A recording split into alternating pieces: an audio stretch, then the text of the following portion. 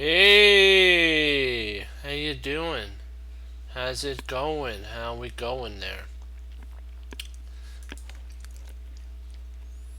All right, let's add another chapter.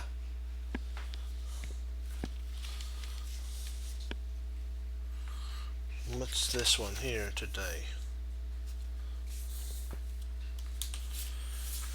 Okie dokie. So we're doing the D7 pawn. They're basically the main line win here. Forward, boom, boom, boom, boom. Queen D7.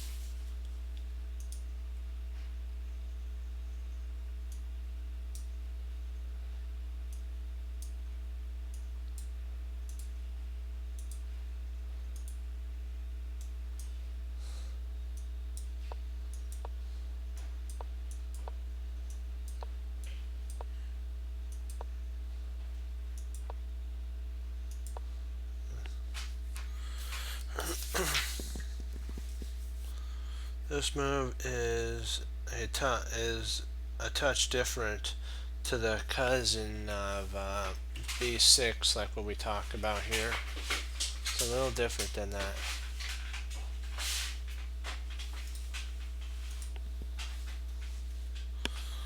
I have spoken in agreement with the ultra sharp line.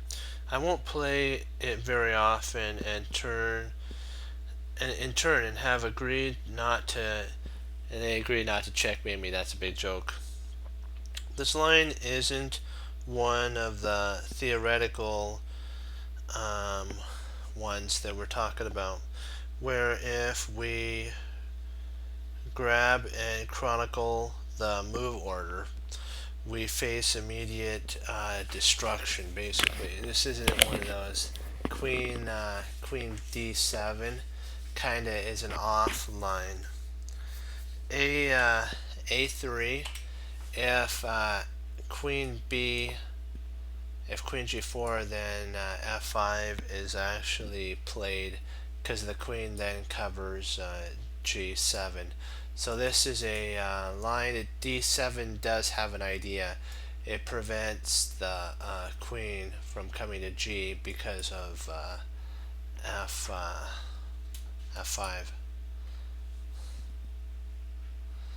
So that's why A3 was played. Bishop takes C3. There's also the line that we went over with F4, similar to what we looked at in our last game, and may transpose later on with F4, B6, and F4 is, I think, is that a dubious? It's an interesting move. So we gotta get an interesting move there. B6 and B4. Another interesting move, because what he's trying to, White is saying you will not pass. This stops C5 from, in theory, being able to be played because it has two pawns that are attacking it. C6, and then then B5. A6 is an exclam move here.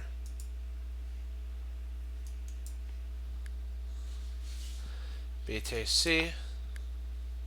Knight takes C. This prevents a pin or a knight if, let's see, this whole idea of here is to prevent that.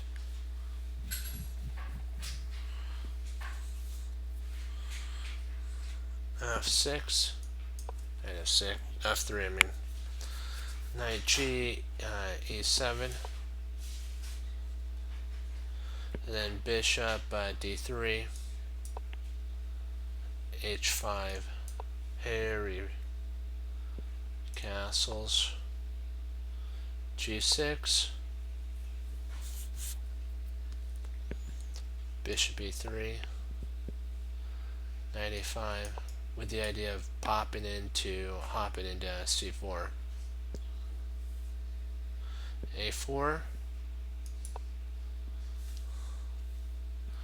queen c7 to take scope, and then get the bishop into the fray. It also prepares to implant the knight, and therefore, if the bishop would take here, then the queen could take back.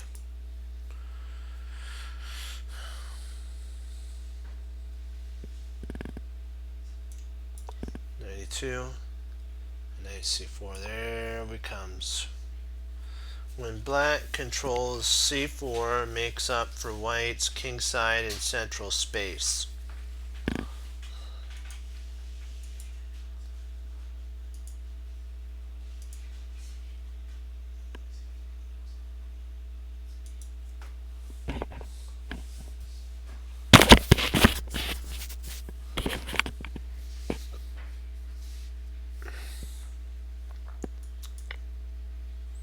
And b6. Once again, we observe a battle between the unstoppable forces and the immovable object of this position.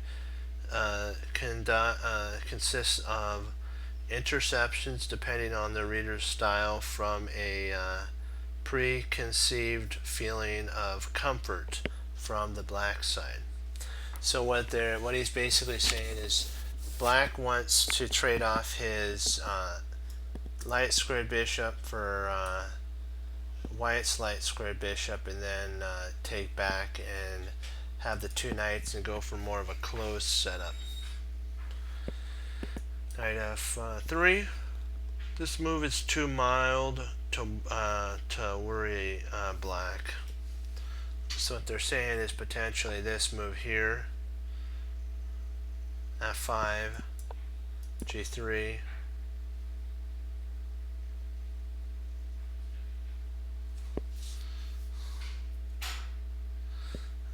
bishop a6, queen takes, and then there we go. a2,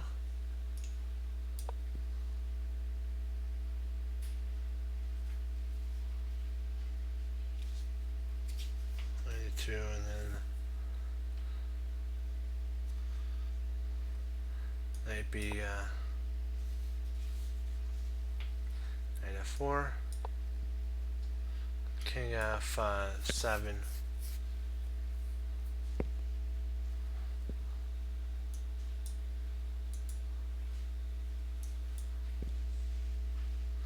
queen f3, knight e2, with the idea of trading off queen h5,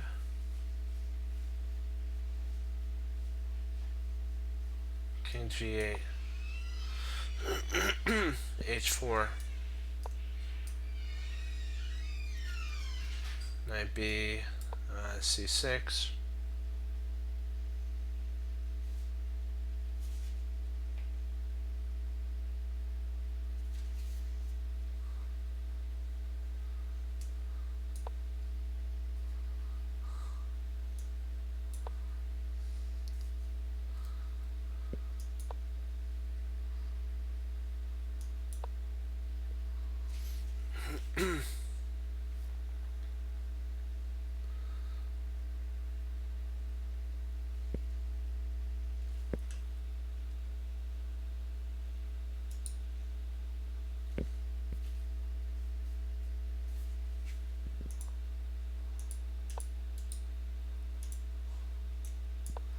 g3,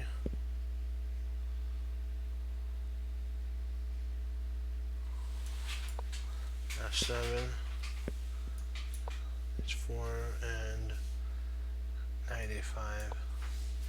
And the king side and queen side chances look balanced at this point. So queen a6, queen takes, knight takes, queen d3,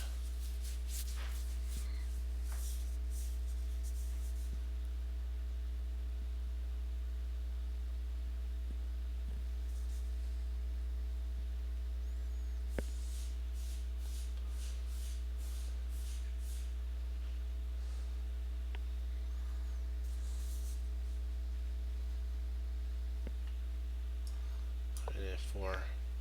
Sclam.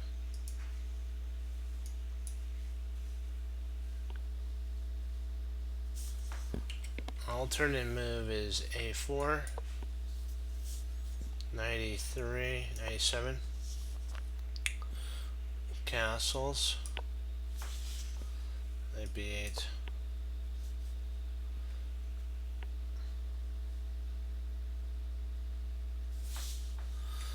Queen D3. Knight BC6, C4. D takes C, and then Queen takes D, A5. Queen D3. Rook D8. Bishop A3.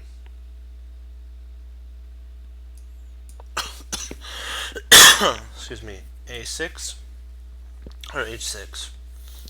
F D1. Excuse me. Castles.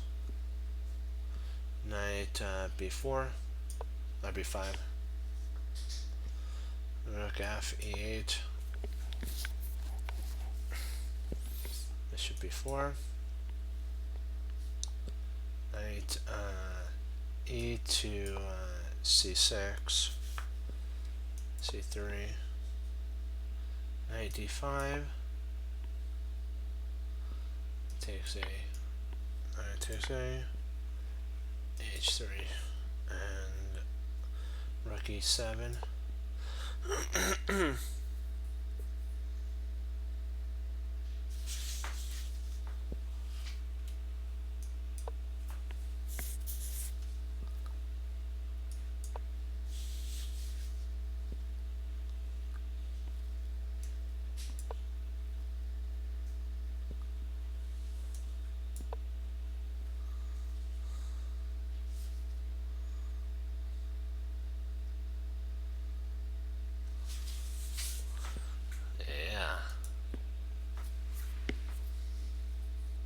Is always in the line of black. Influence on the light squares counterbalances white's power on the dark squares. So white castled. Knight E4, E7, and then I'm going to come in. Bishop G5. C5. This is an interesting move setup. It's possible to be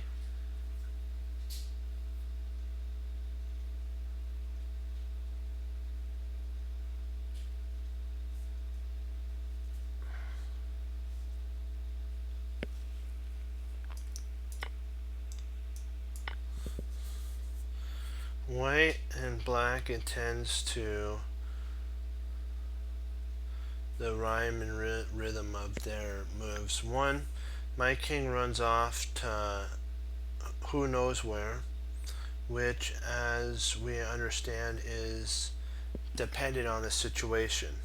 Still, I feel like my king is really safe, since white can only copy the supply of an attack. What that means potentially is he could try to come in with his knight. Hey.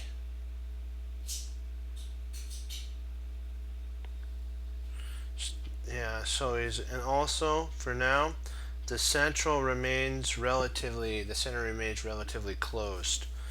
This is the author. As black, my structure is without weakness, while white's damaged one side of their board. A painful ending should arise should the queens come off the board. So if white, if black could trade the queens off, this weakness on the queen side will come to haunt, as I like to say, white because of how weak his pawns are. I should remove his bishop from the board so dark squares would be able to come to pass under my control. And in conclusion, I'm happy with the transaction. So king to h4 here, clearing the way for f4, f5, as well as potential g3. So those are the ideas. I picked this odd line to try to throw the GM out of his opening comfort zone. Black's other side line potentially, oops, wrong, sorry, that was a different game. I had the wrong page. So that was funny. 2 pages I had accidentally put together. So rook A to C8. Pressure builds up for white down the C file, and he must do something quickly to counteract that. And that's important. So, or counteract that, sorry. So that what he's going to have to do somehow is hold this, because the C file is going to become his soft underbelly, white's. 4. C takes. C takes. You're thinking, oh, what did you just do? Didn't you just have your? Didn't you just surrender the doubling of the pawns, and now isn't your opponent 5? 1 second.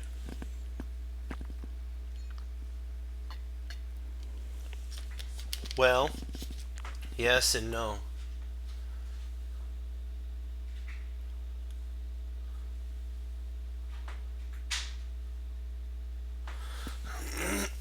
Oh, it's this book here. This one. We're going over this. It's this gentleman here. First steps of the French defense. The author's pretty. I like the author. Not pretty. I mean, the author has a pretty good understanding of flow of their thought, and so I think that it's worth going over.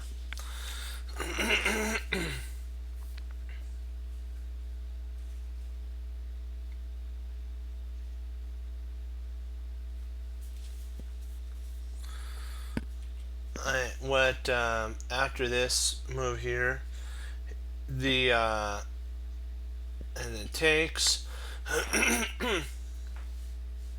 He says that he wanted to play f5 here, but rather than that he played king.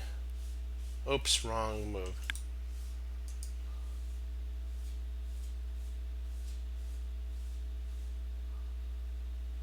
Yeah. That is a good French line. Excuse me, allergies a little bit. Okay, what could actually potentially be played here if 1 second. 1 second. Hold on. 1 second. Let's put this right here.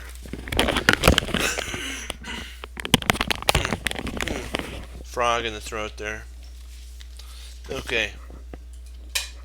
But what could potentially be played rather than taking, if he didn't want to actually take here, f5 could have been played by black. Wait for white. And then knight c5 exclam would potentially be put on the board at that moment. Queen f3, because what white's trying to do is open up the position and then get his knight and his queen and his rook involved, trying to checkmate black. So c to f1. This is now, if he takes, you take, and you're opening right up onto the queen. So f takes e is forced, f takes e, and then queen g4.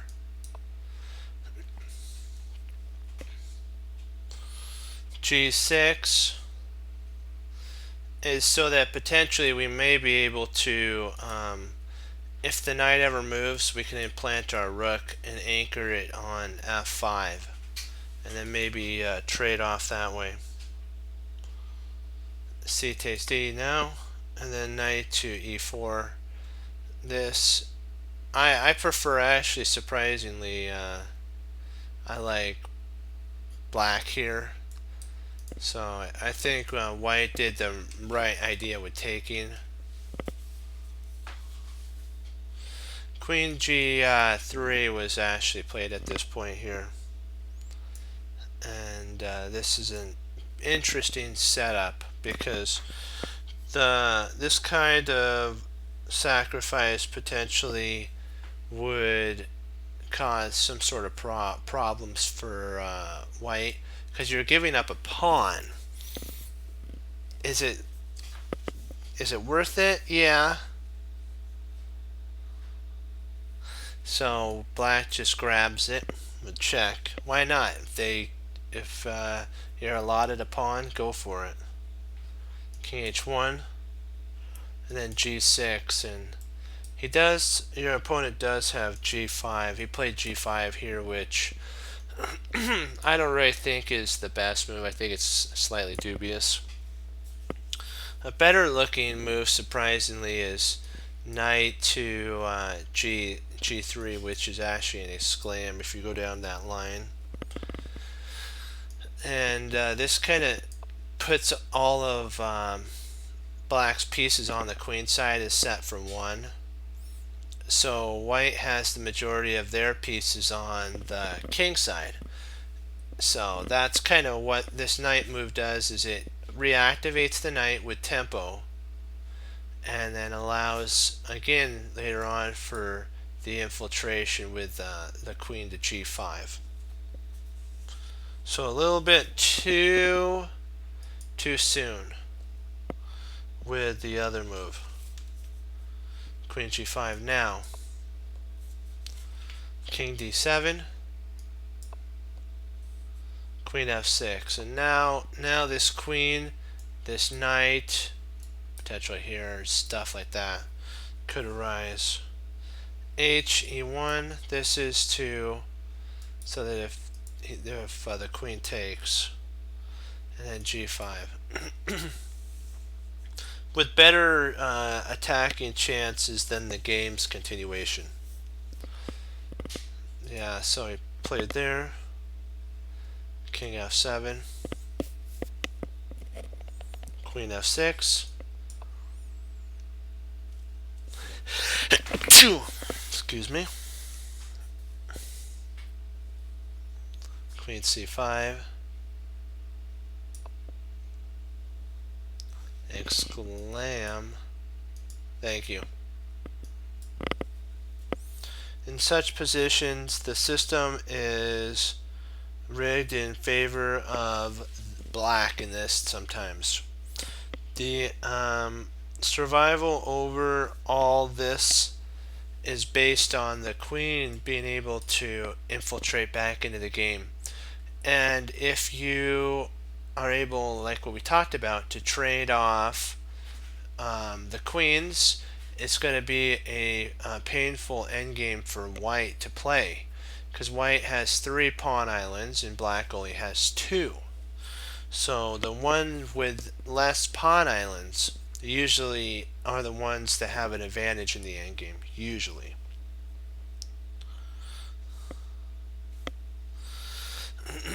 He played knight f3. He said that he expected his opponent to actually try to open up the position with c4, and then bishop e7 exclam.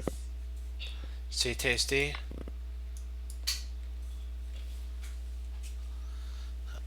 Queen takes f. E takes, and then d takes, and now black has a passed pawn that black could actually use here. Rook a d1 to stop this pawn. King d6. Now that we're entering an endgame, this is a good time for the king to be brought in. Queen takes. Okay, no, we already did that one.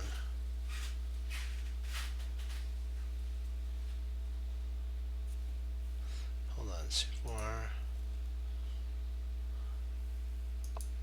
6. If queen takes here, then king takes. When white structure remains vulnerable in the endgame, the white structure still is vulnerable. There's weaknesses all over the place. So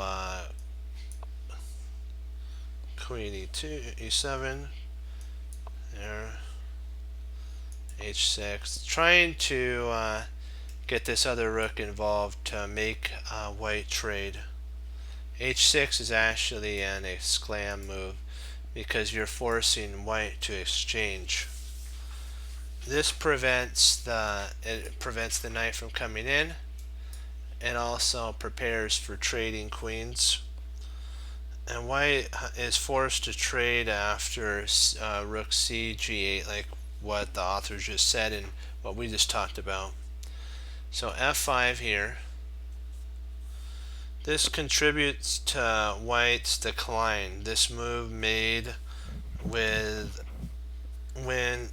conformed with the unpleasant tasks. So c4 would have actually potentially been a much pleasant of a move.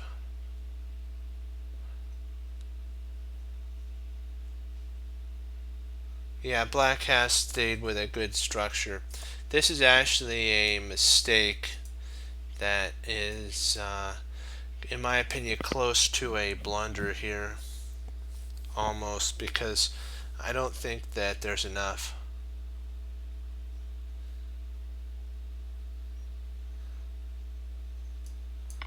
And now you just won. Yes, the queen can get out, but you lost a pawn, and now there's 4 pawn islands compared to black's 3. So it's not looking too healthy, let's just say, for black in this line. Queen g3, rook hg, and so now this also opens a file right on to white's king, which we really don't want that. And then rook c4. White is down 2 pawns and his attack is no more. They actually resigned at this point. This is a resignation. The only difference back here, and this was a summary that he talked about here, right here, this move of queen d7, is that there's actually b4, a b6 that can be played here. Pawn b6 is an idea that he was talking about. Queen d7 has a couple ideas he was talking about, which it meets g4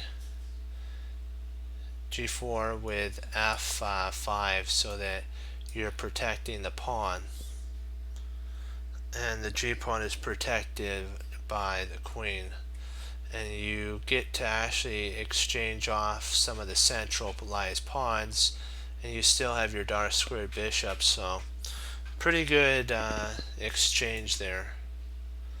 Okay, we'll do one more. Let's see, what's this one here?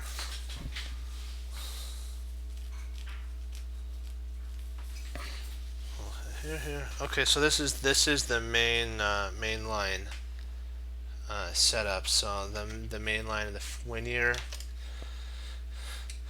Let me see, mainline Winier. Trying to see, what is there anything different here? Well, 6.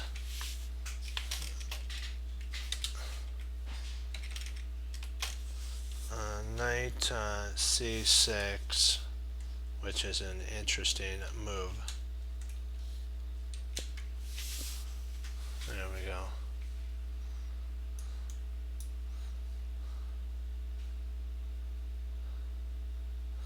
Yeah, that's actually a pretty, if you don't want to go into a lot of theory of the Winier, that this is the move that they were talking about setting up here.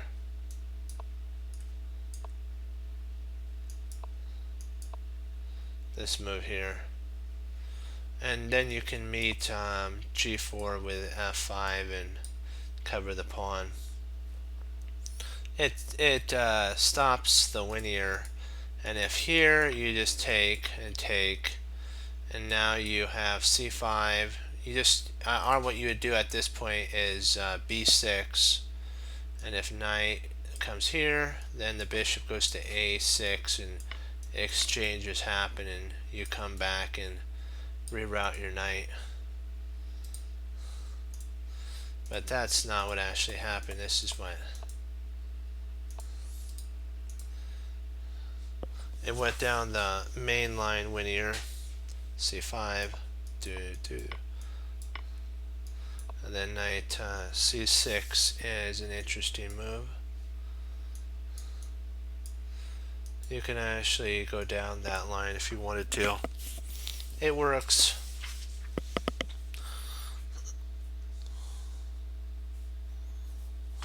There's knight e2. That's an idea. Queen c7 is an idea. That's more of the blitz line. And then queen a5, which is another blitz line. That's another line you go down. So each one of these lines has a setup behind it. So G here, King F, F8 is an interesting move to cover the pawn with the king. And then H4, getting Harry involved. Queen C7, D1, C takes D, C takes D, and then Queen C. Bishop D1. The reason the queen went back was to actually guard. Yeah, we went over the Armenian variation of that line. Yeah, there is a setup that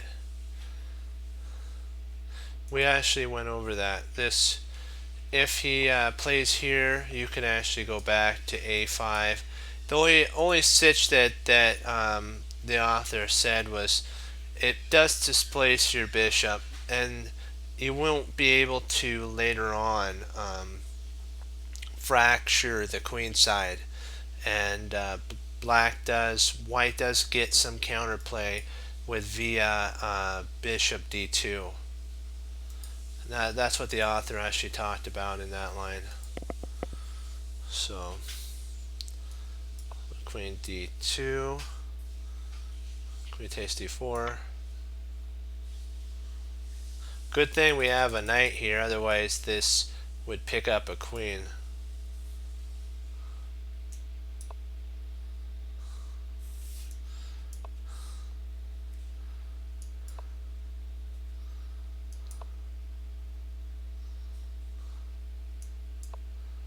And there we go. And c4.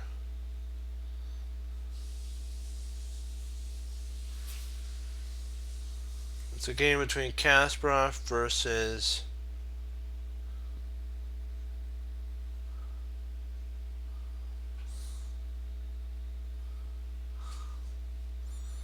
I think it's P. Kaniluk. I'm not sure the gentleman's name. It's Nikolic.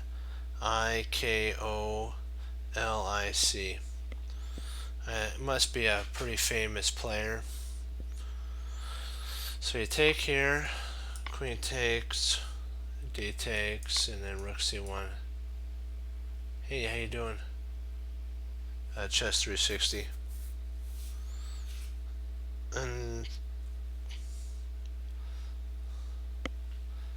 there's this line here. If C, G there, F5, G3, King G3, C takes D, So he takes the 93 there, 97. This sets up for a type of poison pawn variation. Bishop d2.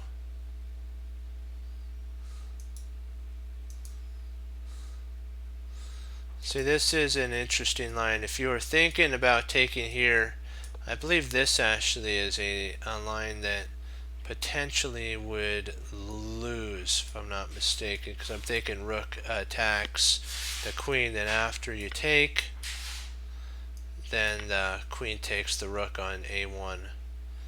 So it's all about counter and counter punching. So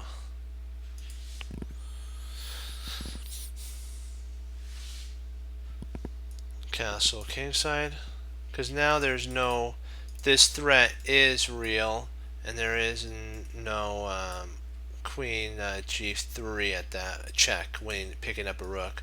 So black does have to react to now white's threat on g7. So bishop d3, b6, 92, and bishop a6, knight f4, queen d7 to cover, and the bishop's still under fire. h4, Harry, boom, knight takes, actually queen takes.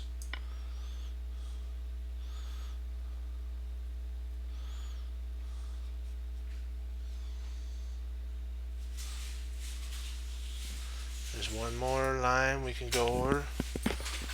And this is the queen a5 line.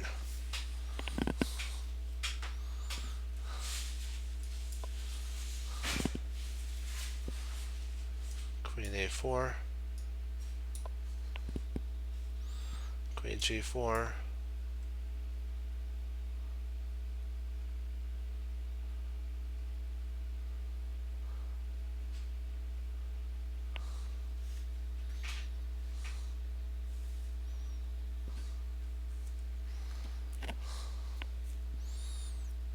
they played a French and g6 is too close to what our game was about three games ago. So at this point, queen g6, g4, and then g6. This move creates a huge potential weakness later on for black of these 2 points here.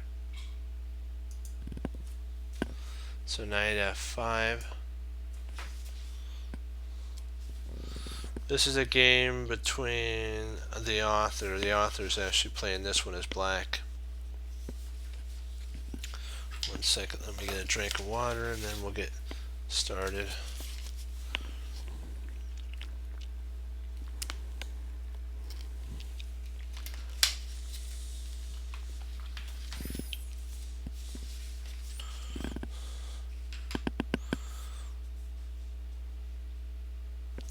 What? Ooh, what in the world?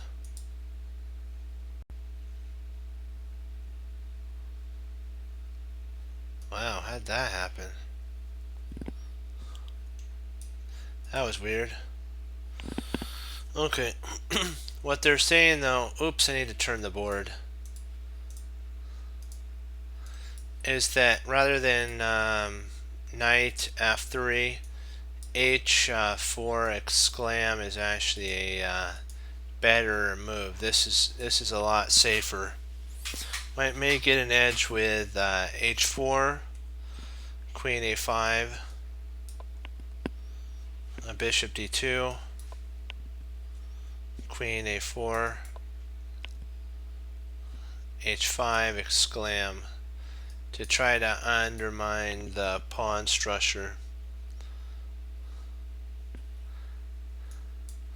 If king takes e5. Black should decline both E and C two offerings. This is actually a mistake here, because if you take here, then that loses, and then if this happens, you should decline this offer, because even though you pick up a rook, this will the king comes here. I guess it still would be okay, wouldn't it? That's odd. Queen a5, bishop d, queen a4. Note on queen a4, the queen pressures d4 and c2 at the same time. Rook a2, c4. Black has a horrible bishop in the picture of things. On the other hand, white takes a serious queenside weakness and allows basically the ability to castle queenside pretty soon coming up. So h4.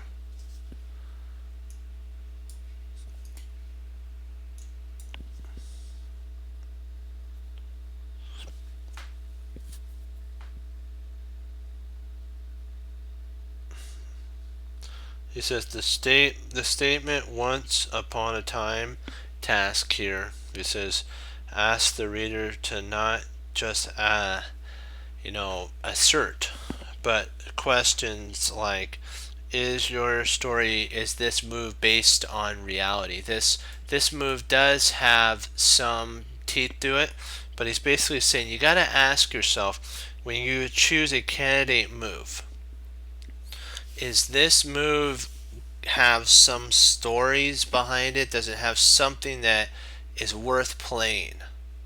And if you don't have something that's worth playing based on this, then you're hope chessing, as I like to say. You have hope chess.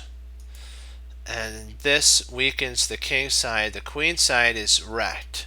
So white's better be sure that their attack is going to work.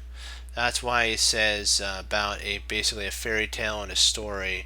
The author says you better make sure it's real, because when you weaken the king side, that's the side you can only castle on, and that's what he was looking at here. He was saying that this move here, queen e2, is actually a safer route for white because of castling opportunities, and then maybe later on, after the king's safe, then you can launch h4, but don't do it while the king's still vulnerable. That's crazy, as I like to say, because now you have to worry about b2 happening.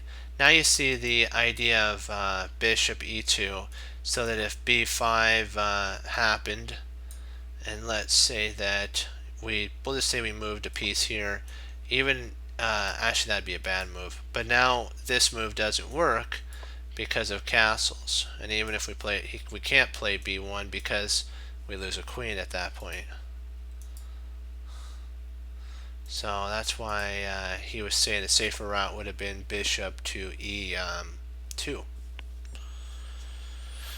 This move gets an exclam mark because it threatens to actually win a rook. This actually threatens to win a rook via b1 check.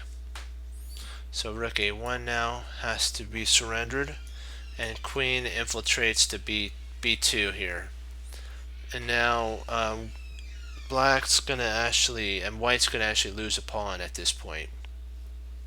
Rook c1. My opponent considered his a pawn to be nothing worthwhile keeping. So what the author did was basically play h6 here, which is an exclam move.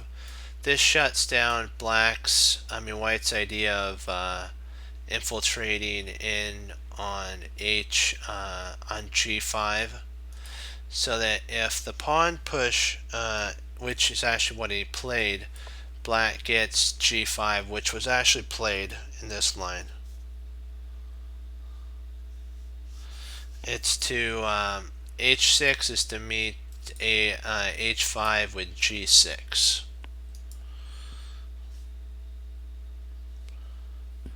So queen takes a3 is too pawn greedy. It's an interesting move. This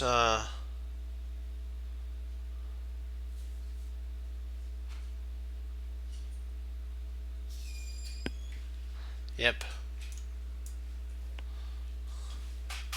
H5 at this point would be, oops, not this point here, but this could have been played, but he played g6 to meet h5, which was played with g5. King knight h2 though was actually a really strong move. Knight h2. The idea is to now try to undermine the g pawn with f4 and clears way for f4 action. Black goes not so fast, friend. I'm gonna play f5 at this point. Not so fast. In each game, both sides made a few mild slashing moves.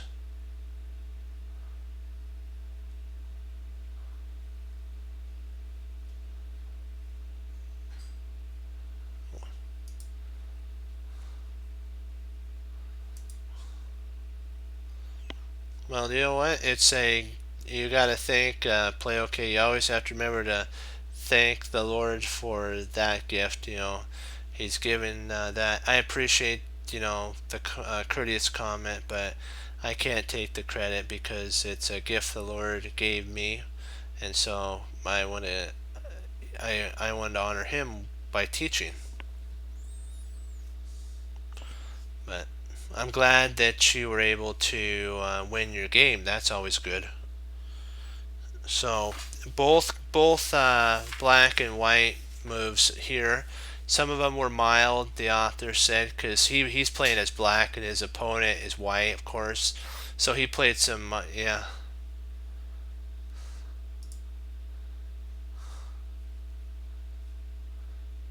Yep. And that's the whole thing. Congrats though on the win. It's you get to go over a game. You have to always though with how a lot of the my teacher told me, if you win a game, how you learn from a one game is you see where your opponent what made a mistake, and then you learn from your opponent's mistakes. That's how you learn from a win. You find your opponent's mistakes that they made, and then you fix them and find the best move that would have countered your move, and that's how you improve. Okay, dokie. So here, F takes no, E takes F6. He forces loss of time. If if white had played Queen D1, this actually would have been a mistake at this point, because now black can actually win the a3 pawn, and then via retreat out and still be safe. So they had to actually attack here, but again, black gets to take the pawn, the f3 pawn, and with f6 pawn. So I'm used to playing as white. Sometimes I get the board turned around, but knight takes f6, which attacks the queen with tempi, and still the same idea is happening. Everything has to be forcing when you go for an attack, otherwise it's not going to turn out the way you want it to. The opponent white moved to queen to e2, and queen to e4, or queen e4, knight e4. This blocks and prepares to win the bishop, the dark squared bishop. You have to always figure out, is f3 really a threat? You know, queen to e2 or e3, queen e3. You have to always think, is do I gain anything by playing f3 here?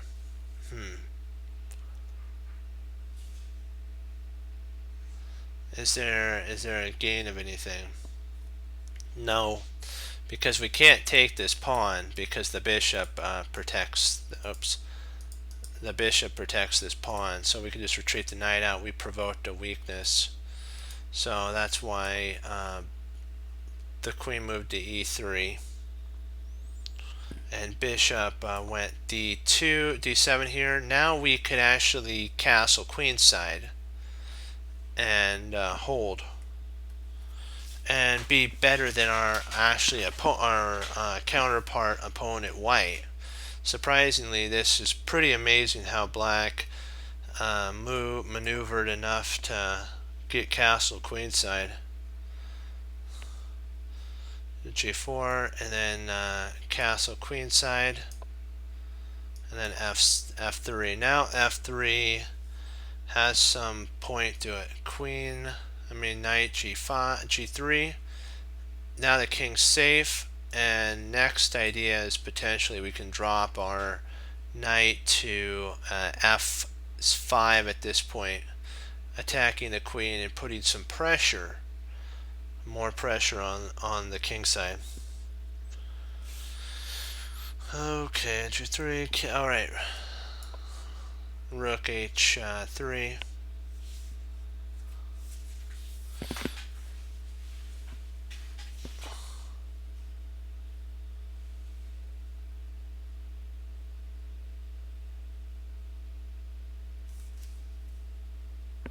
Can you find a really good combination that potentially could win the queen here?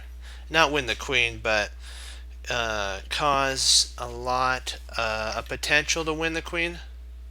Can you find a move? I'll give you a chance to take a look. The author didn't find it. He later found it though. So it's black to move. Find the combination.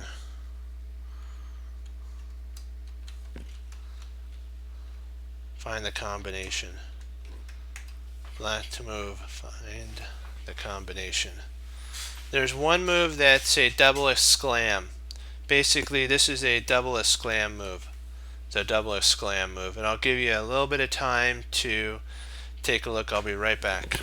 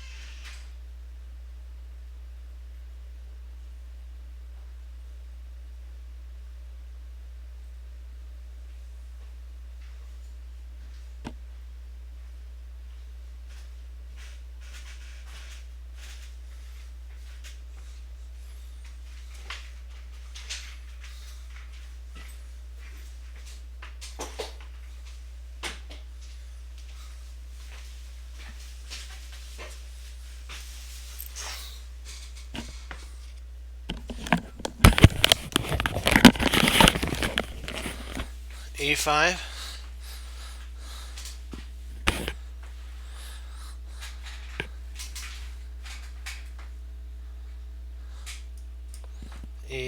E5 is actually a double exclam. Congratulations. He played knight knight f5 here. This is actually what was played, but I'll show you the continuation of the win. This is a double exclam. Brilliant move. Great job.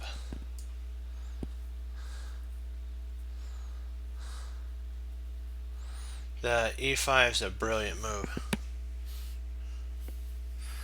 because it goes with the principles of d takes c,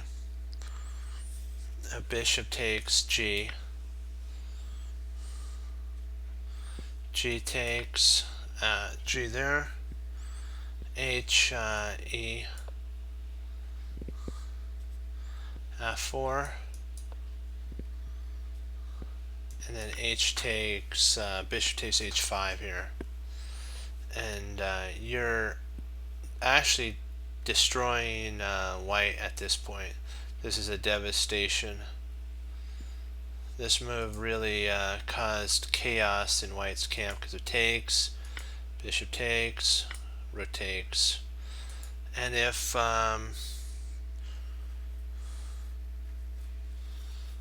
what he is thinking at this point too, if instead of taking you played rook takes g, which this is actually a double question mark, a losing move if you're wondering.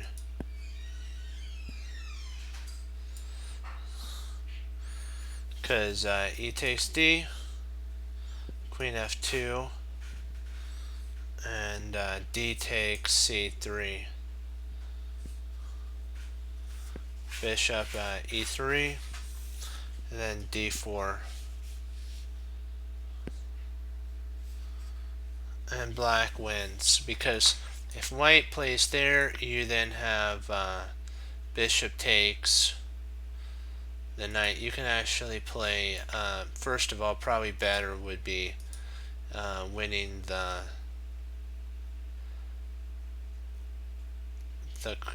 rook, because this actually wins the rook. That's why it's winning.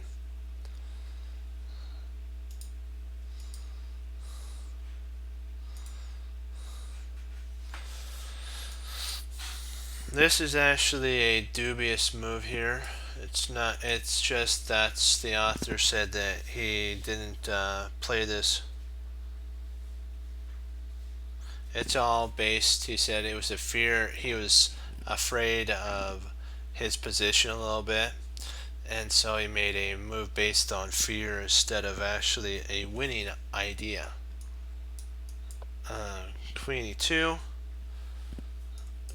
Bishop, queen takes a3, and then f4.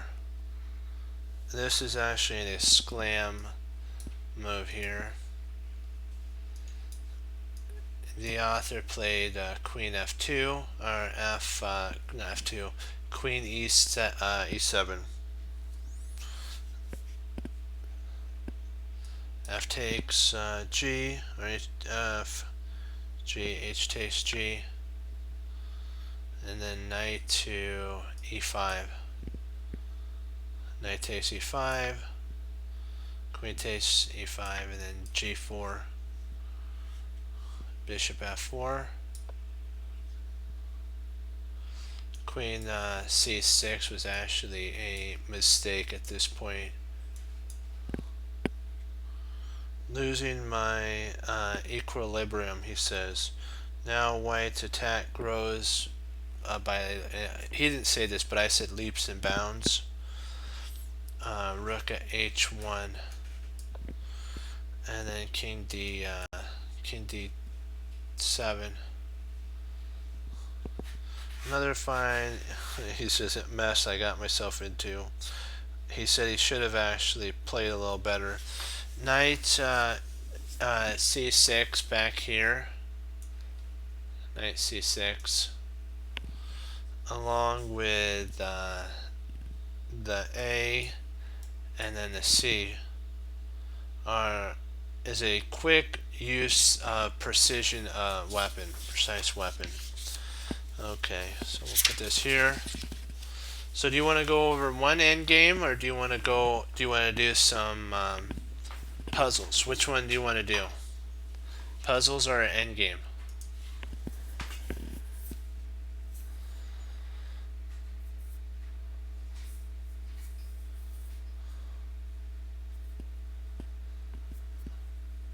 End game, okay.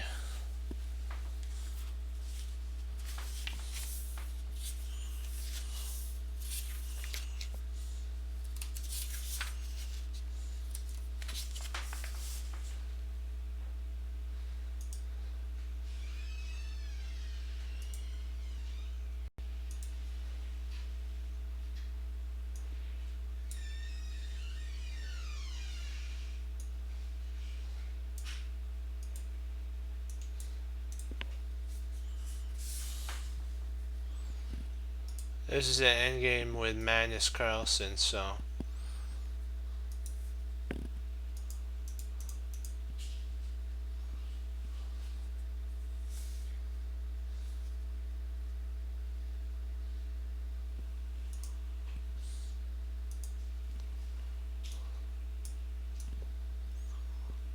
Magnus is actually he's facing, his opponent is 2583, and this is a young Magnus at 2072. So a very young Magnus.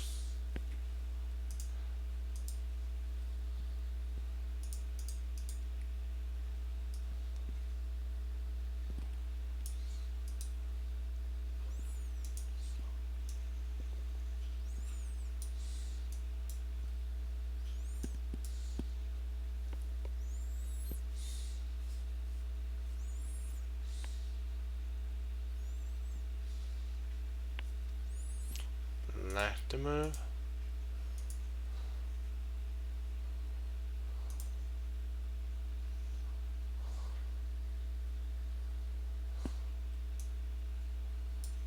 Yep.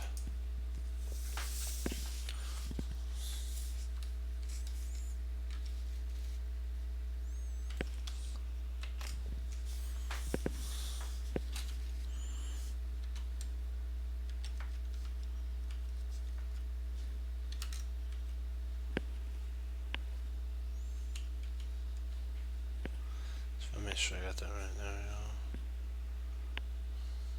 Got that one right.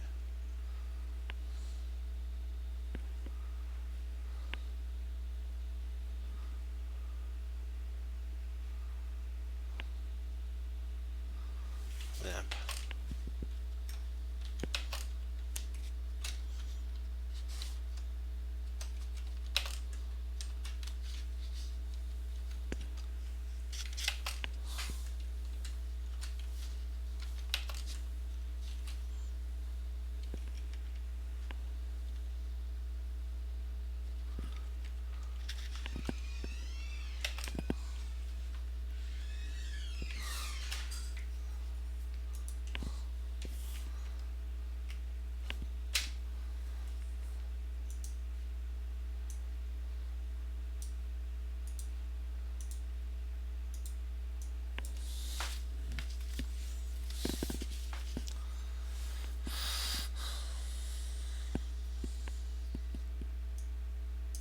Play King F6. Magnus wants to battle it out. It's remarkable that although he is still a little boy facing a Grand Master, he tries to fight instead of seizing the chance for a likely draw. A draw was probably playable if he had played H5, reducing the number of pawns, then F5, F takes E,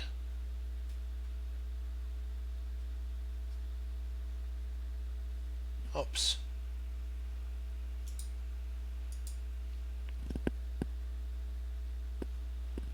H4, F takes, Rook H5,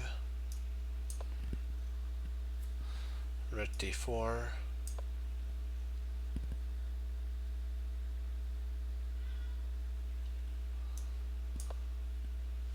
c7 check, king d6, rook takes a7,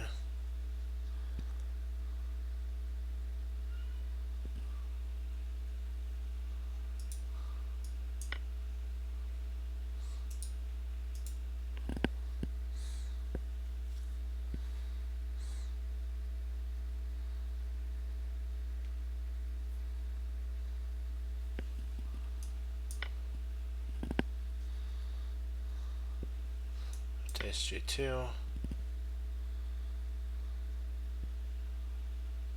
So it's not this takes, it's this takes here. Takes g2, a6 check, king e7,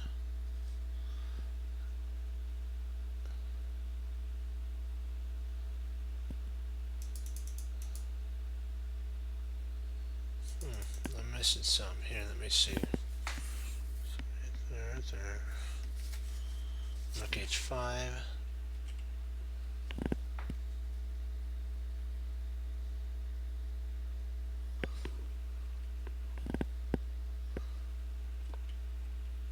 Ah, that's the problem. It wasn't a5, it was rook h5. And then trying to go d4, not d5, to cover this, and now c7 check, king d6 takes,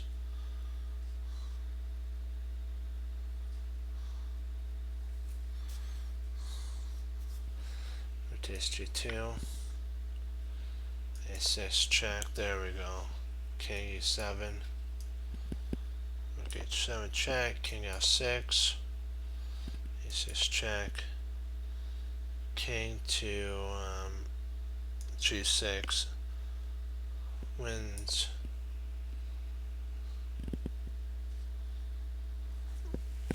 Both ways lead to a drawn endgame at this point.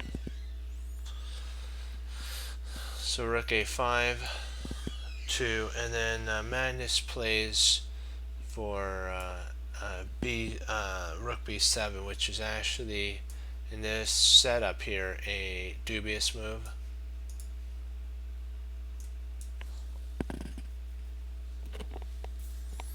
I have to say, I do not understand the purpose of this move.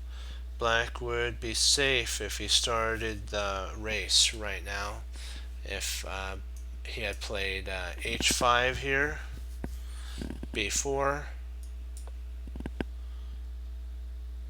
h4, king b2, rook d3,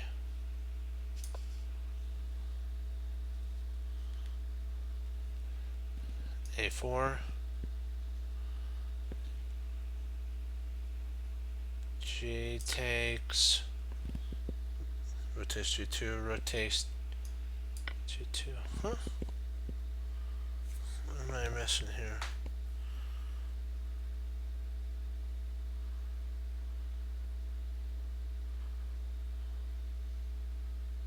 Uh-oh. I knew I forgot something. Rook g3. There we go. Rook g5.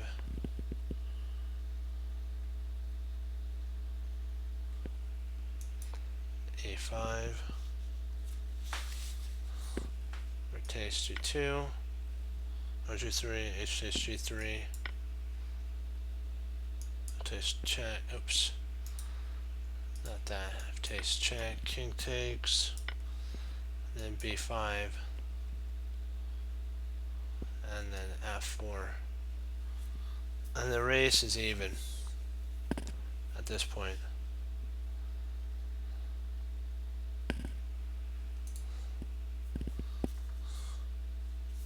But his opponent surprisingly played another dubious move right back at Magnus. This really doesn't have any points. the Georgian Grandmaster wanted to open Black's king, but it is somewhat risky. They're saying that potentially b4 is actually it's a more interesting setup. It goes along with the idea of potentially trying to get a pass pawn on the outside pass pawn of all things.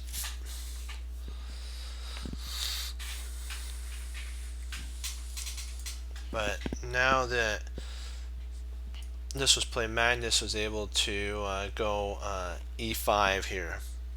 Magnus declined the simplification of e takes, rook f2, king g6, and then a takes f5, and rotates g2. Let's see, rotates g2. If rook takes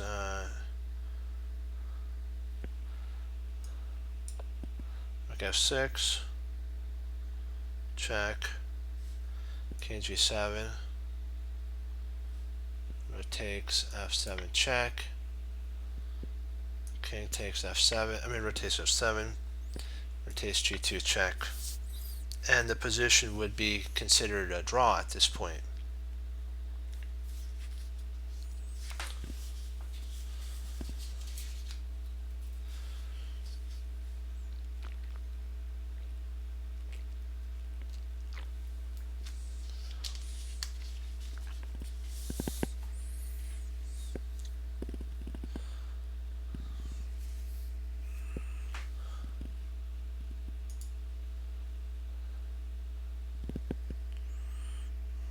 So rook e2,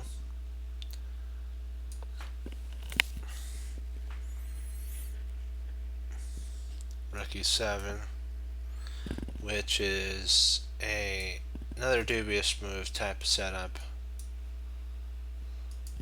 They're saying that a bit more spicy, instead of e2 for white, would be checking on a6, king g5, and f6,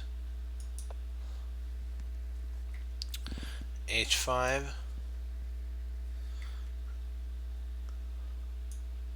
now, oops, not e2, but f2, rook f2, then rook h4, and trying, black is a bit better here, so Magnus played this, but he didn't have to really much worry about that, just go h5 and get the party started. Rook takes, rook a takes here,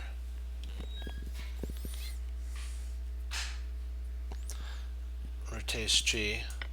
This wins a piece because if you take here, you win the rook. You win a pawn. Rook takes, king takes, rook g5, h4, there, f6, b4, king f4, takes check, and then king takes the pawn. The race is even as well here.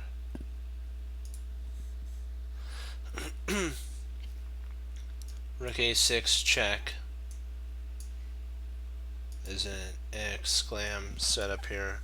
White takes the initiative by exploiting the f5 pawn.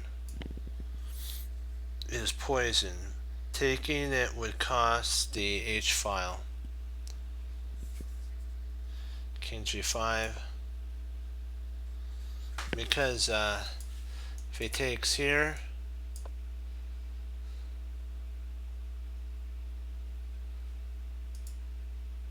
actually no, that's not the reason, sorry. It's actually g4, and then you lose a piece. That's the reason. It has a tactical basis behind it. f6, rook b7. Knight takes, e check, and then king g6.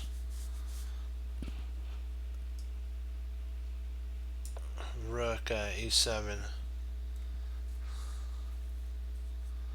With rook e8, this is what the author is saying, is that it would be an exclam move. White would be a pawn up because of rook d7,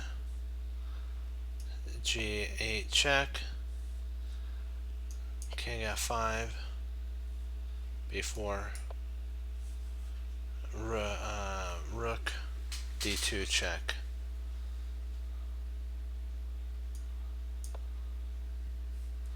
King b3, d takes,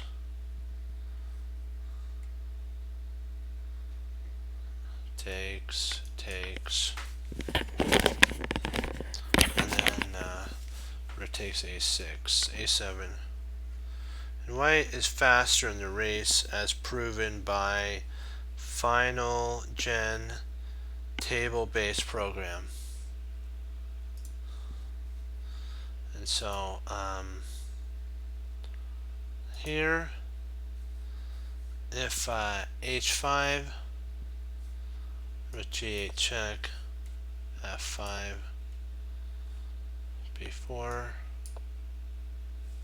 h4, and king b3, rook c7. Cut the king out of play, and a4, king a4. It is hard to tell whether it's a win, but certainly gives decisive chances.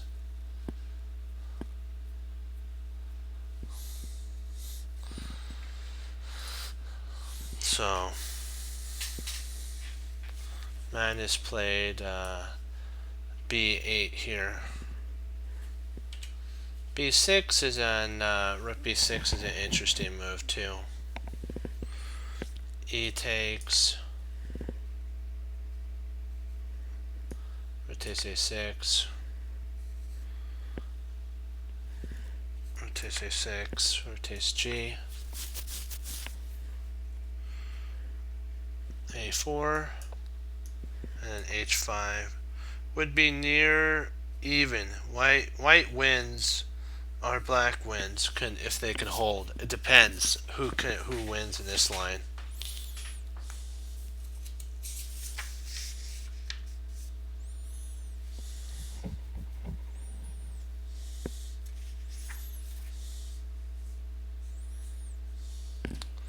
All right.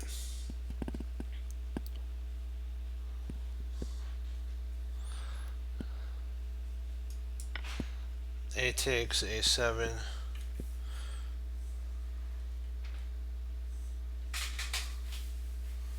This allows Carlsen to equalize.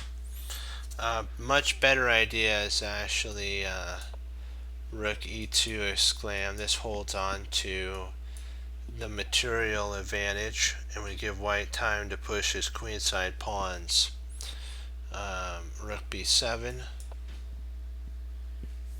b4, h5, king b3, just activating the king, h4. Here white would have a decisive win, any chance, with rook e8.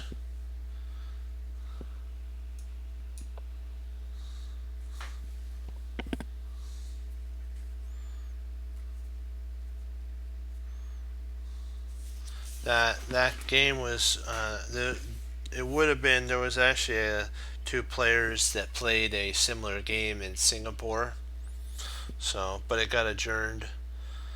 So and also this game was adjourned too.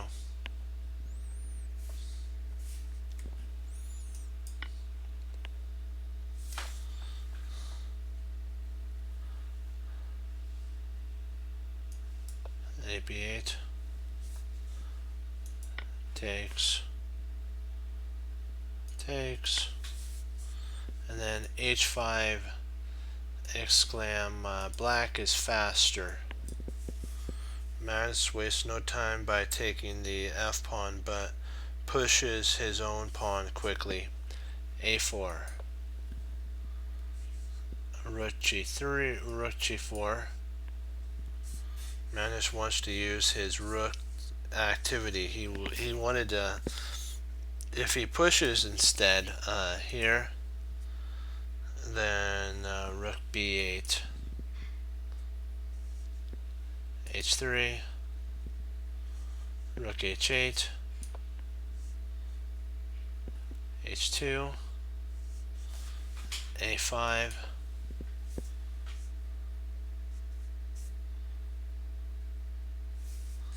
rook f2, king a3, king g5, b4, king g4, a4, king g3, a6, rotates check, not check, rotates f6, king a5,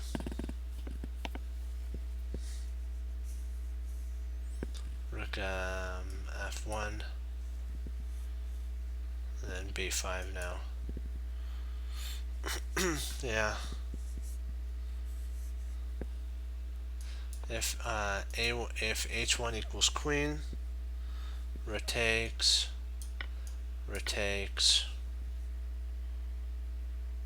a7, f4,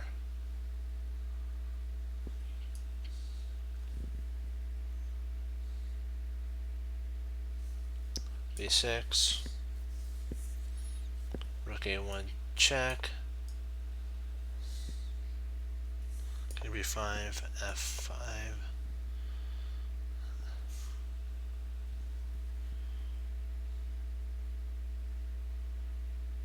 hold on one sec, did I make a boo-boo here? I don't think it was rook check, b6, rook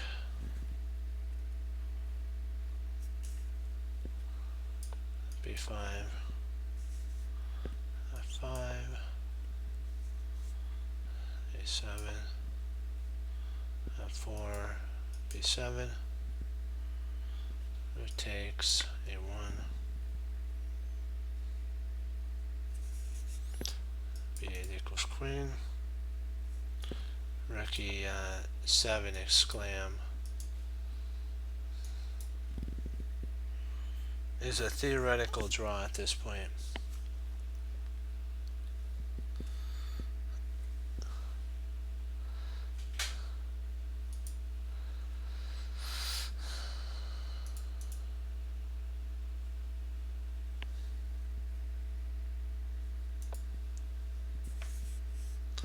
If a1 check, king b6, f5, a7, f4, rook g8, king f2, h8, king g2, rook g8 is a draw by repetition. So this would have been a draw.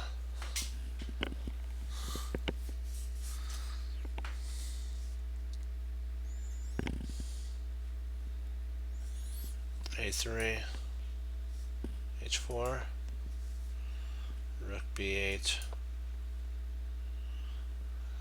g3 check, b3, king takes f6. Magnus takes the pawn, but he could do without this as well. If rook g5, rook g8,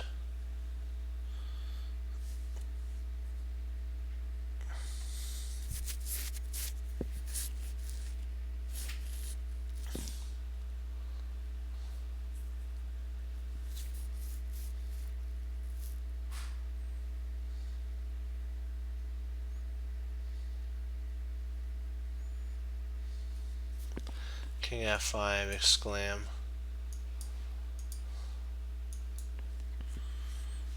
rook h8, king g4, rook h7,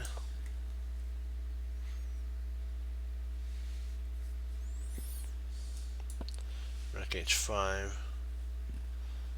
takes f5, exclam, king f5, rook g7, he takes f. Black holds as white's rook will become very passive here.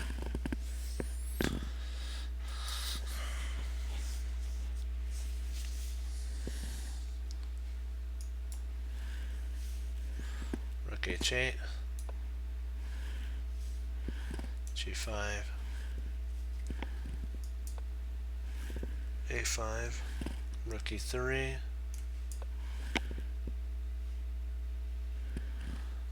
king a4, and rook e6, which is a mistake by the young Magnus. This could turn into a lost tempo. Black should have played actually f5, exclam, at this point, because there's no real need to actually, oh, it's not exclam, sorry. It's an interesting move.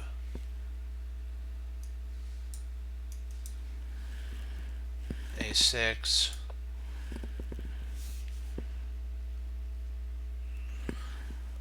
rook e1, a5, f4, b4, f3, and black has nothing to worry about. b4 here, f5, b5, rook e1. Carlsen is quick to grab his only chance here. a6, which is a mistake. Maybe this was a difficult endgame, took too much time for the Georgian Grandmaster, but the player put him into time trouble. Magnus was able to, and b6, exclam, is actually a better move at this point. Rook b1,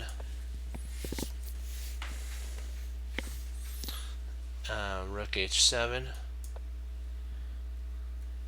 f4, b7, king g6, rotates h4,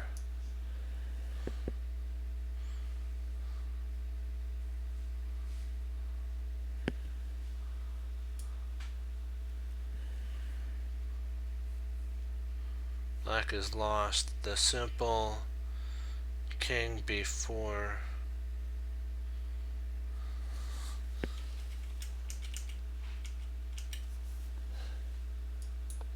King b4 also is an exclam setup move to activate the king and get it involved. f4, b6, f3, rook f8. White wins easy the race as well at this point. Rook a1 check.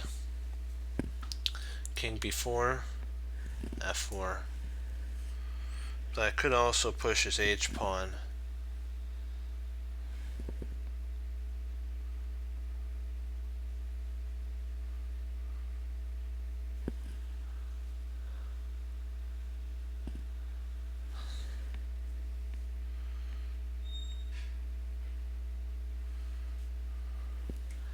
King c5, f3, b6,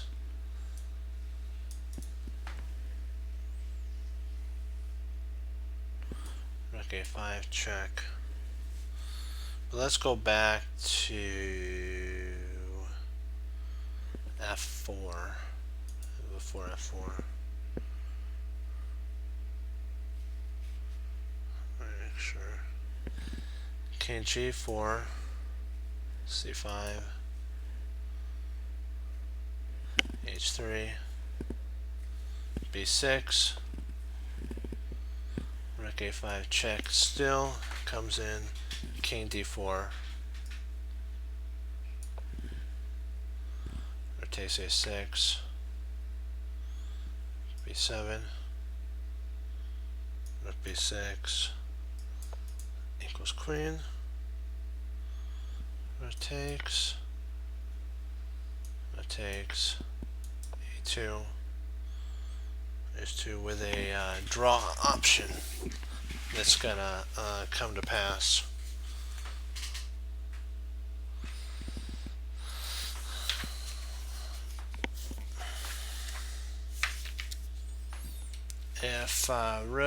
If you're wondering about taking here, this is actually a double question mark loss.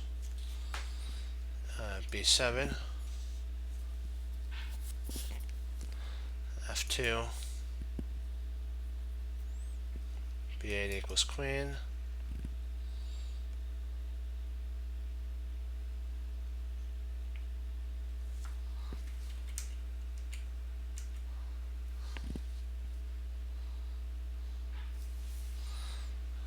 f2 is playable, f8,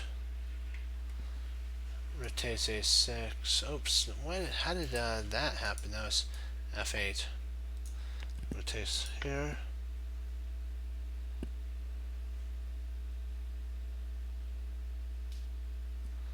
a7. And then a5 would hold the game with a intermezzo attack here. a5. King d4. This capture is a losing mistake. This actually is a double question mark blunder here. This is a mistaken capture. f2 is actually a win at this point. This is an exclam setup here. It looks like, doesn't black get to like check here, right? But you actually get a I'm thinking that you could have a Lucinda position. They're saying king h5.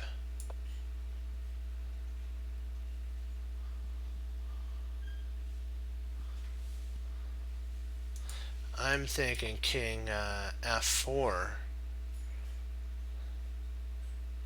Then now how do you stop the queen? You could try this, your queen, and then maybe queen here.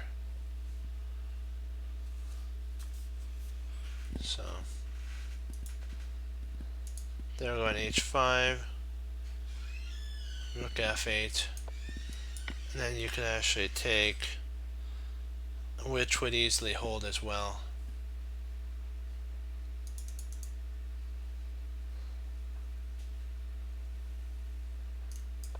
Yeah, f8, then this here, and rook takes, king takes here, and then I'm thinking you could potentially,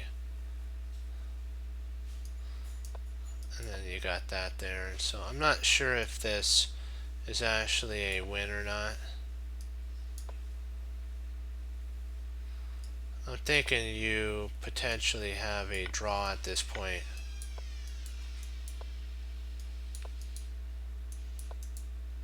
You got to be careful here. You'd have to come up the board. So I think it's a draw. That was a mistake. So b4, or maybe b7. Here. Turns into a queen. Takes. Rotates. King f4. Rook f8. King 3.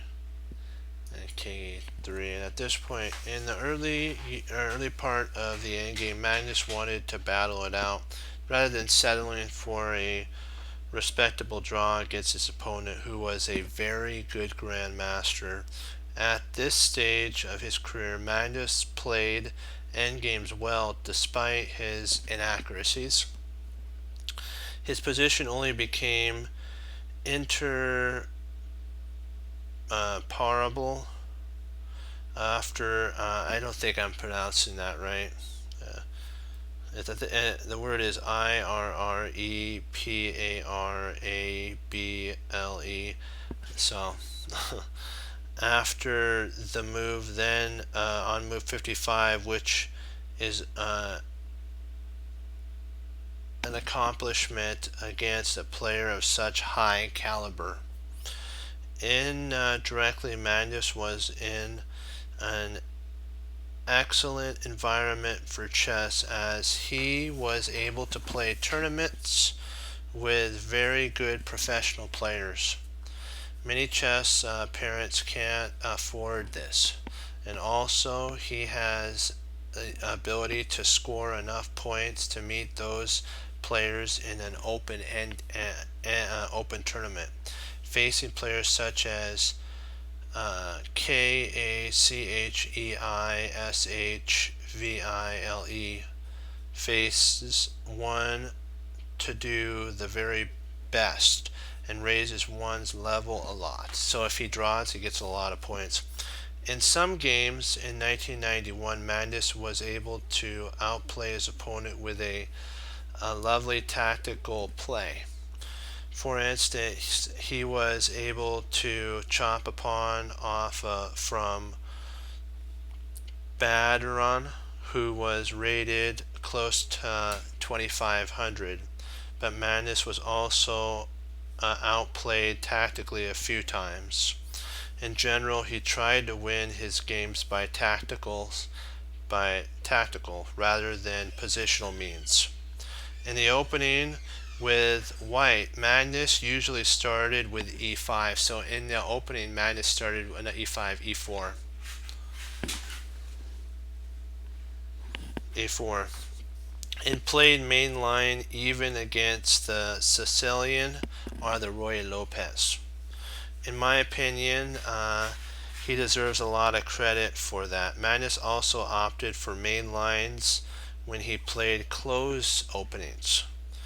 His white opening showed that he was certainly no longer an amateur player. Magnus also had a very good repertoire with black on the if white played e4.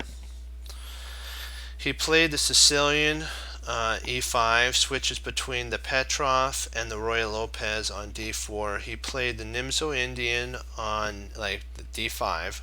He knew that he knew what he was doing against c4. He looked to play e4, e7, e5, the English. I think his superior choice of repertoire contributed to his development a lot. He wasted no time with unless side variations, but gained experience in positions that he played later on well. He did a great job in endgames, and sometimes Magnus was able to withstand or outlast with the pressure. For instance, against he had an opponent named KUMMEROW. Magnus was 2 pawns down and was able to pull a draw in that line. So it was pretty impressive. We'll do 6 puzzles, and then I got a log. So we'll get our puzzles in. This was pretty a lot of history about the young Magnus. Probably more than you'd probably want to know, huh? But it's interesting to read about the great chess players. They never strayed from a challenge. They always had a drive to be number one, which is really stellar. And that's how Chess Cruncher's Team Chess Cruncher is like as well.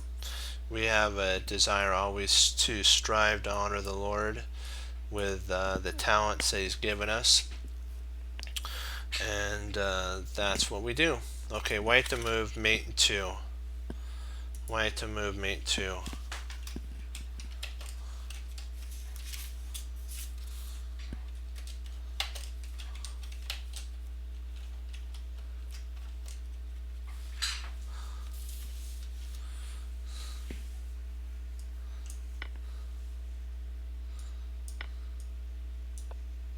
There you go. First one.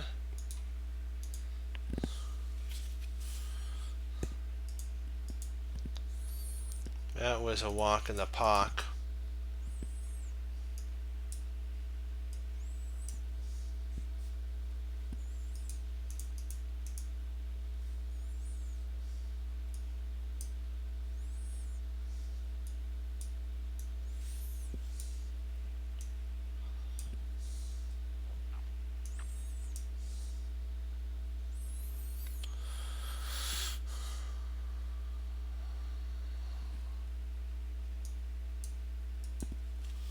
There we go.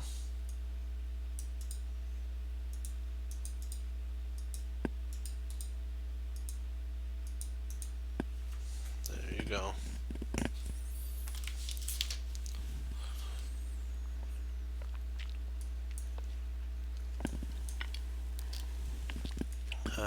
That was good. There you go. It's mate.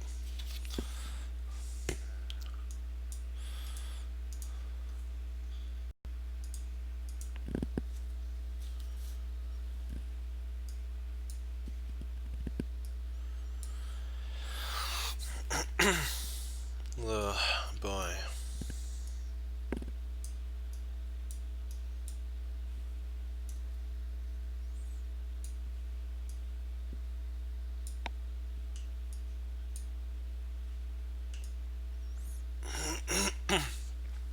Just want to make sure I have this.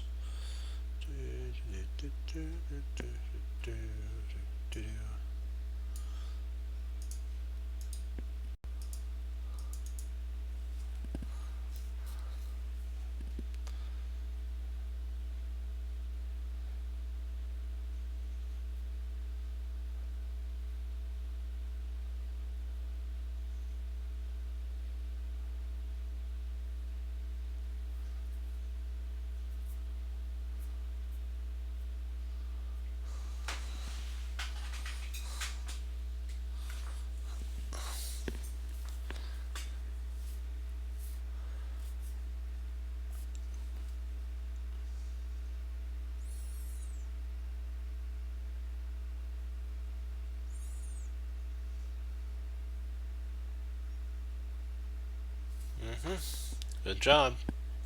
I was wondering if you're gonna spot this. The Anastasia's mate. Okay, 3 more. 3 more. Can you do it?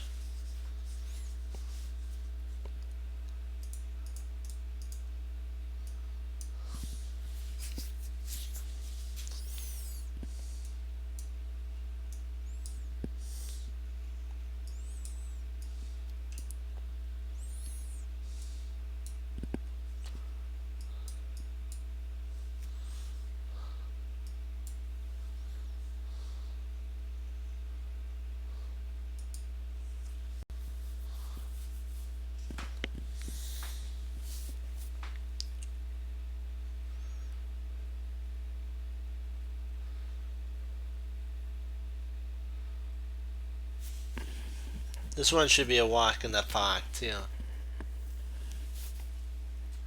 Queen G, yep. Boom. Boom. Mate. Knight. Mate. Boom. 2 more. 2 more. Come on. Give me 2 more. Come on, you got this. 2 more.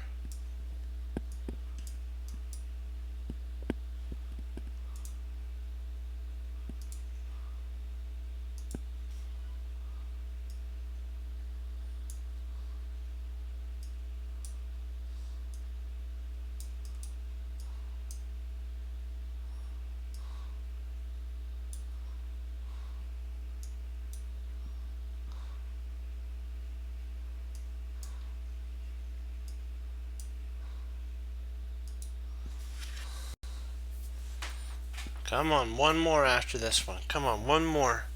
You got it.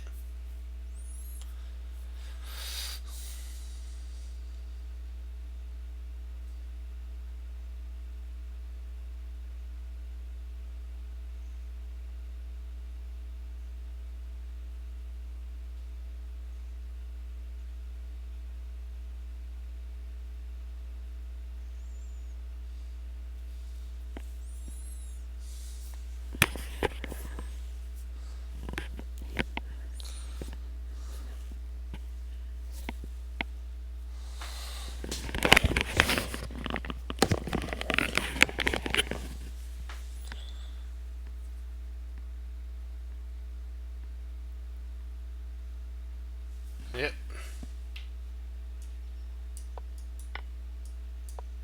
The pin does the win. One more. One more. Come on.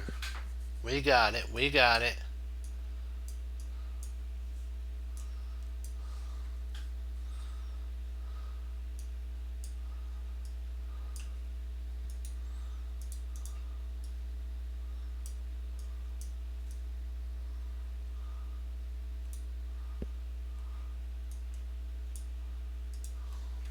Come on, one more.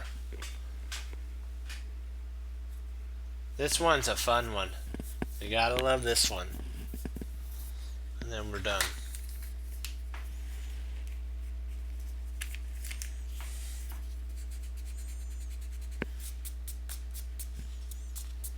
Gotta love this one.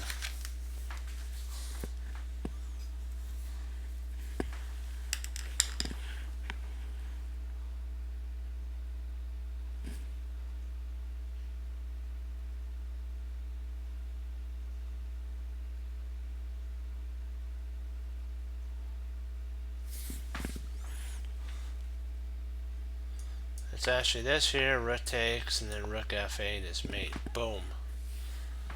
Okay. Do you have any questions?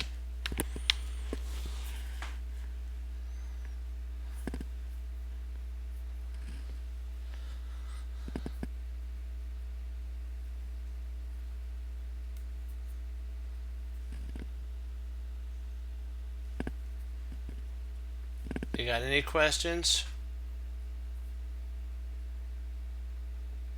Alright. I wanted to thank you for all logging on. Great job.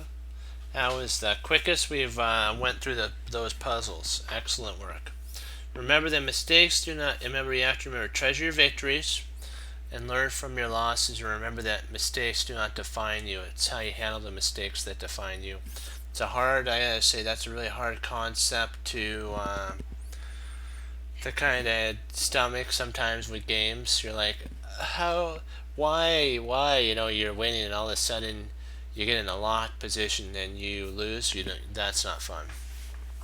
But you got to learn, why did that locked position happen, and then when you win, treasure those things. But remember that mistakes are where you learn the most.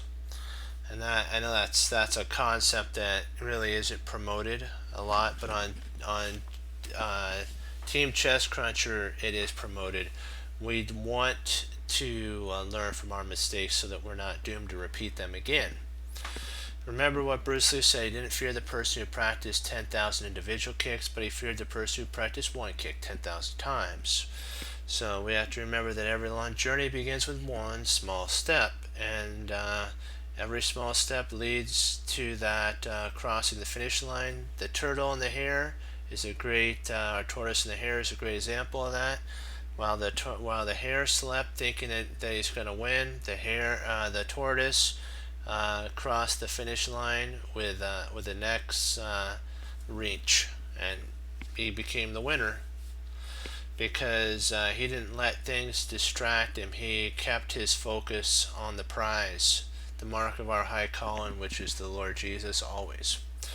And don't give up, get up, and remember that we have to take what we know and apply it, be willing to do something with it. And also remember that what you think about, you become.